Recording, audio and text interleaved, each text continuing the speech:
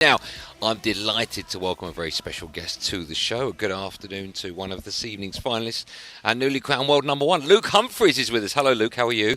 Yeah, I'm really good. Obviously it's been a long couple of weeks being here, but definitely worth it. Obviously being world number one now is, something that I always dreamed of. And now I've got one more task left of me to change my life. What will mean? This is a horrible question. I don't even know if there's an answer. What means more to a sports person, world number one or world champion? I think a lot of people would be surprised, but it's an easy question. I could be world number one for 3 months. I'll be world champion forever. So being world champion means more to any sportsman than anything, because that title will stay with you forever. That world number one can change at any time. So being world champion is definitely something that's more important to us as players, for sure. I mean, you're certainly going into this tournament in great form. I mean, what a year you've had, winning the tournaments that you have. Did you feel relaxed coming into it, and did you know that you was probably going to be the favourite going into this tournament because of the success you've had? Yeah, I mean, over the last 3 months, it's been quite incredible for me. I've won 3 out of the last 4 major tournaments, and that's what's rocketed me up to world number one. But the way I started this tournament off wasn't at my best. I was sort of getting lucky in a few games where I wasn't at my ability that I know, but in the last 2 games I definitely have, and I've had to play this well to match Luke, who's been playing phenomenal as well. You're right, because I remember the Joe Cullen game. I watched it on TV and it was enthralling, because obviously both at the end it was difficult, but since then you've been pretty much perfect. Is that what you're talking about when you talk about relaxing the last 2 games, and do you feel like you're playing at the level we saw coming into this tournament? Yeah, the last 2 games have obviously been at a phenomenal sort of pace of myself and my performance, but that Joe Cullen game showed a lot of bottle. There was a lot of situations there where I could have fell the wayside, and Joe could have been in this position I am, but I showed a lot of grit and determination to come back from that game. I faced defeat in the face quite a lot in that game, and I managed to come back. So that's one of the key attributes to my game, is the grit and determination I can show. You've had a couple of matches gone down to the wire. Is that good for a darts player getting to a final? Does it take it out of you, or does it tell you that your game's there and it can go up a notch if it's needed? Well, it's fun, isn't it? It might be for you, but for the fan, it's not good for the old ticker. No, I mean, this is what darts is about, especially the World Championships, excitement. Not everything's going to go your way. I knew that before I walked into this tournament. I knew that I wasn't just going to blow everyone away. I knew I was going to face adversity, and I knew I was going to have to work hard to be in this position. I knew it just wasn't going to be a free roll. So for me, I've worked really hard this tournament, harder than lots of other players have already, and I've got that one more opportunity now to go and work even harder and put in the performance of my life. Going back to your season so far, you won the World Grand Prix, the Grand Slam of Darts, the Players' Championship as well. What's the turnaround been about? Why all of a sudden have you shot up to number one in the world? Why do you find yourself in the final of the PDC World Darts Championship? Can you put that down to anything? Yeah, I think 3 or 4 years ago I was a lot heavier and I lost a lot of weight. And you lost about 3 or 4 stone? I lost about 4.5 stone, wow. Yeah. And I lost that through COVID, and that was a major important part of my career. I lost all that weight, and then within 3 months later I made my first major final. This is the dedication and hard work I've showed, because I felt like I could have put myself in the positions I am now if I didn't do that. This has been a long progress. Over the last 2 years especially, it's been fantastic. But finally getting over that line in the World Grand Prix allowed me to go on and let the floodgates open. I have to go back to that World Grand Prix is the turning stone for me, because it's allowed me to go on and win as much as I have done recently. Do you feel there's a new confidence in yourself? And the reason I say that is because before you won your first one, you're probably going into these tournaments hoping to win. But now when you get that one over the line, is it now you're expecting yourself to win because that's the standards you've set? Definitely. I think, when you've won that first big major title, being a finalist or a runner-up, it's never going to feel as sweet as that you've won before. You want to win again. So for me, winning is the only sort of thing that will please me now. Obviously being runner-up is obviously a great achievement, but it doesn't give you that excitement that being a major champion does. And there's a different sort of scenario tonight, one that I've not been involved in yet, one that Luke Littler's not been involved in yet either. So it's it's an exciting prospect, and one of our lives are going to change forever tonight. Have you been impressed that we've been chatting to you for about 6 minutes? We've not even mentioned Luke or his age yet. Yeah, that's quite impressive. Yeah, I'm proud of you both. Let's keep that going for it. I want to talk about your darts, because your last 2 matches, your wins over Dave Chisnell and also Scott Williams, of course, which is emphatic last night. Your 3-dot average, both over 100. Your tournament average is just under 99, and Luke Littler's is just over 101. Do you think you'll both have to play that level of darts tonight, because to beat your opposition, because you've both been... It's very rare that you get the 2 best players in any tournament going head-to-head and then producing the goods over a final. But there's a big part of me, as a huge darts fan, a big part of me that thinks, well, we'll only see that tonight. Do you think you'll both have to raise each other's games to get the best out of each other? Yeah, I'd be very surprised if you don't see a high level from us both. There might be some edgy moments in there. We're in a world final, that can happen, but I'd be very surprised if you don't see 100-plus averages and a lot of 180s tonight. This is, in my mind, a dream final because you're playing two players that are just on fire.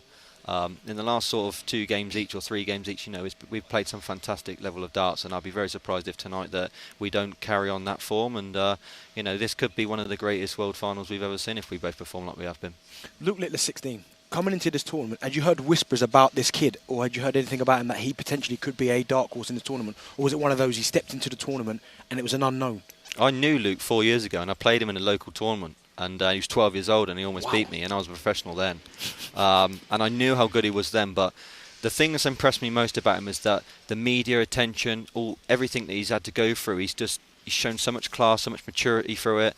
I could remember when I was a 16-year-old, if I'd have gone through it, I'd have been shaking, I'd have been scared to do all these type of things, but he just took it so naturally, and I think that's why everybody loves him, loves watching him play. He's a lovely kid, and I can't see tonight overruling him, but I hope it does in a way, of course, but I don't think it will. How important do you think that first set is? And the reason I say that is we haven't really seen Luke Littler be tested too much. There was a moment last night in his game against Rob Cross. He lost the first set. He was a dart away from going 2 sets down.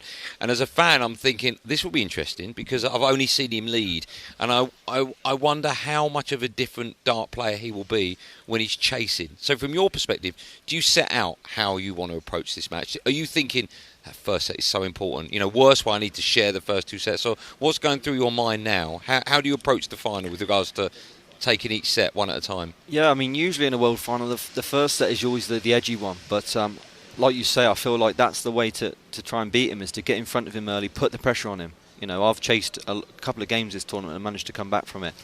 He hasn't had that position of having to chase. So, if I can put him in that unknown scenario that he's not used to, because when you're chasing in a world final, the task becomes a lot tougher. So for me, the game plan is to try and get in there early, try and get a big lead on him and put him under pressure and see what he's got to offer from them positions, because I've shown that if I'm behind, I can come back. Not saying he can't if he goes behind, but the game plan, of course, is to get in there early, put him under pressure and see what he's made of. I like my stats in sport, right? I've come up with one, I hope I'm right, and I'm guessing you know the history of darts, so you'll tell me if I'm wrong. I make this the first final since 2011 when Aid Lewis was up against Gary Anderson that neither player had been in the final before. In a world final? In a world final. Quite possibly, yeah. Okay. That could be right. So how do you think that... Would you rather be playing someone that's been there, done it and seen it, or do you think you both... I know this sounds nuts, but you both have an advantage, the fact that neither of you have tasted glory on that stage on the final day before? Yeah, you could look at it as you'd rather play someone that's been in a world final before, because they know what it feels like to win, and they might be more desperate than ever to win again. Whereas us, we've both got nothing to lose, have we? This is our first one. We're both still young. He's definitely young, of course, but I'm still young. We weren't going to mention his age. But obviously, I'm still young in this game, so if it doesn't pull off for me tonight, I've still got plenty of time to be world champion. So has he. But this is a combined age of 44 in a world final. It's never been seen before, and I don't think we'll ever see the like again. I don't think we'll ever see a 16-year-old come through the books like this, because it's truly incredible. But I'm hoping that I can stop him tonight. How have you prepared for this final? Because you've been here all week, as you said there. Have you done the exact same things even though it's a final today? Have you changed anything, or is it the exact same? It's the exact same thing. Same food order, Nando's, like 6 days in a row. It's just... I tell you what, the fast food people are doing so well out of this. To be honest, I've not done too bad. I've stuck to the healthier option, but if Nando's want to sort me out, saying Lou's getting sorted out holidays and kebabs, if they want to sort me out, a year's free Nando's, that'd be lovely. But no, I just still do a black card. Do they? Well, then maybe so. I can. I haven't got one. Well, shout out Nando's. Yeah, shout out Nando's. Come on, guys. But yeah, I've stuck to that healthier sort of situation of keeping myself light and fresh, and I think that's important. It's definitely worked for me in past experiences. And we all have our own set routines, but I've had my family here, and that's been one of the main keys for me, is to have them close to me and spending time with them. We're going to let you go in a minute. I'm just curious. Thank you so much, by the way, for taking time to stay with us. I know it's a busy day for you and press and so on and the media. what happens now? Where are we? We're just coming up to 4:30. You'll be on stage. I'm led to believe 7 minutes past 8 is the walkout time. What happens between now and then? What are you going to do? It's straight on the practice board, intervals, half an hour practice, 5-10 minutes sitting down, back on the practice board. It's all about prepping and putting yourself in the best position possible to go out there and perform at your highest level. So, after I finish this, it's straight on the practice board, work hard and get myself prepped and ready to go for tonight. Do you mind all this? No, this is good fun. This is okay.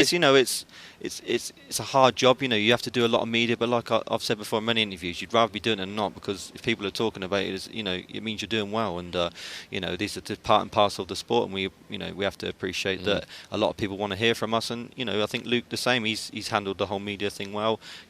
I've done this for many years, but he's done it also for a couple of weeks, and he's handled it well. So this is part and parcel, and we enjoy it. It's great fun. Okay, finally, what are you going to do with £500,000?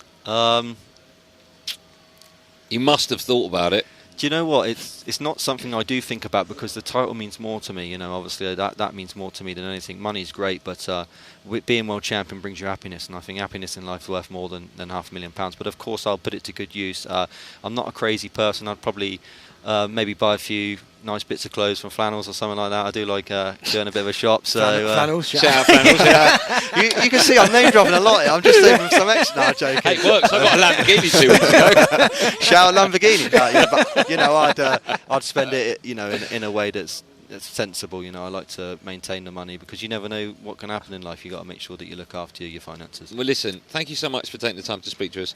We can't wait to see what's going to happen tonight. We have no favourites in this. We don't have a dog in the fight, but what we do know is it's going to be an unbelievable match. So may the best man win, and good luck to you. Thank you so much. Thank you for having me on. Thanks. Our pleasure. There you go.